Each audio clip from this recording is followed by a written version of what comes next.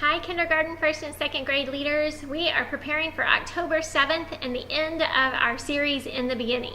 Okay, I'm going to warn you. This last lesson is not really at the beginning. It is about the story of Job.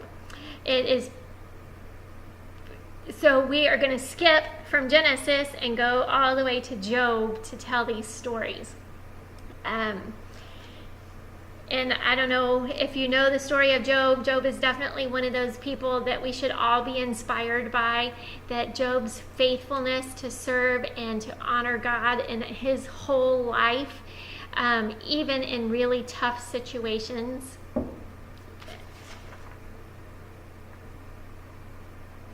helped Job have hope. And his hope was in God, not in the situations, not in losing all of his stuff, not in all of the things that we think is what gives us confidence that God is for us. Job didn't have that, but he still kept his hope and confidence in God throughout the entire time. Okay. You have Would You Rather cards. You also have a deck of cards. If you want to play a different game, you're welcome to do that. The kids may be tired of the Would You Rather cards. If they're not, keep going with it. It's a fun way to get to know each other. When we spend time getting to know each other, we are building relationships. And by building relationships, we can build a disciple. If we do not build that relationship, if we do not take the time to get to know somebody, get to know where they are, get to understand their understanding of God or our understanding of God in a different way, then we are not helping them grow as a disciple at all. We are just filling their head with stuff. So, thank you for building that relationship. We'll move into large group and talk about all of the things that Job went through as Satan was testing him to see if he would deny God as sovereign. And we continue our Operation Christmas Child collection. The next week on October 14th, we will be doing a packing party. So feel free to stick around with us after church on the 14th and bring some of your things that you've been collecting and help us pack as many shoe boxes as we can. This will be the time that we do it on Sunday. There will be another time in a couple weeks where people can do that on Wednesday night. So if Wednesday night fits your schedule better, do that. If you can be there on Sunday, the 14th, you're welcome to do that as well. All right, in our small group time, you're going to do this activity that the kids may have tried at school. I don't know if our younger kids have tried this at school before, but I know I've heard lots of teachers trying to use this activity. So they may understand how to do this activity. We have a bag full of index cards. You're going to write some scenarios on those index cards of ways that people might disagree with each other. So be creative in that. Think of things that people may disagree on. There's a lot of things. I know in my house, we could even disagree on what is truly the color purple. So if you have that group of kids with you, then you can have a fun discussion today.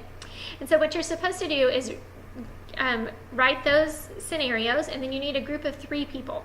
One person who is on one side of the argument, another person who is on the other side of the argument, and then somebody in the middle who is called the mediator, who is going to help communicate back and forth between the 2 people, trying to help them to see each other's side of what's going on. Now, we realize this is encouraging kids to learn to argue with each other, but what we also want kids to see in that is that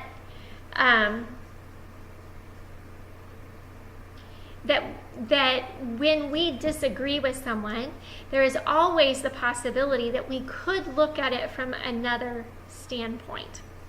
Now, there are some things that are black and white, and that we probably are not going to budge on our belief of it, but we could still take the time to understand how somebody else might have a different opinion. And so that is your activity for the day. Should be fairly easy. May have to help your little ones. And maybe you want to act it out for them. Maybe you guys want to bring your groups together if you have a few leaders and bring your groups together, and the adults act it out so that the kids can see what that looks like. I realize it's an older kid activity, so feel free to adjust that so that you can see.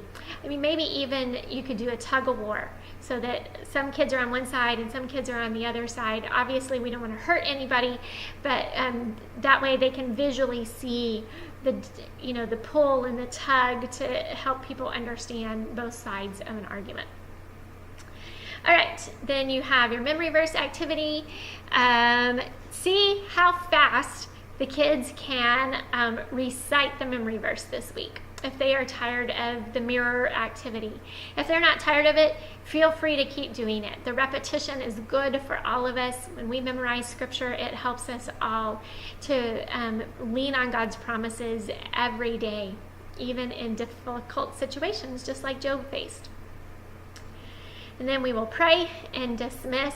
Remember the lessons we learned from Job. That Job loved God not because of his blessings, but because he knew God was faithful and true. And we're going to study that starting next week. We're going to talk about God's promises, and that God is always faithful, and that we can lean on that and really begin to understand God in a different way when we see his promises and see that he keeps his promises, and we can trust that. Thank you for leading. I'll see you soon.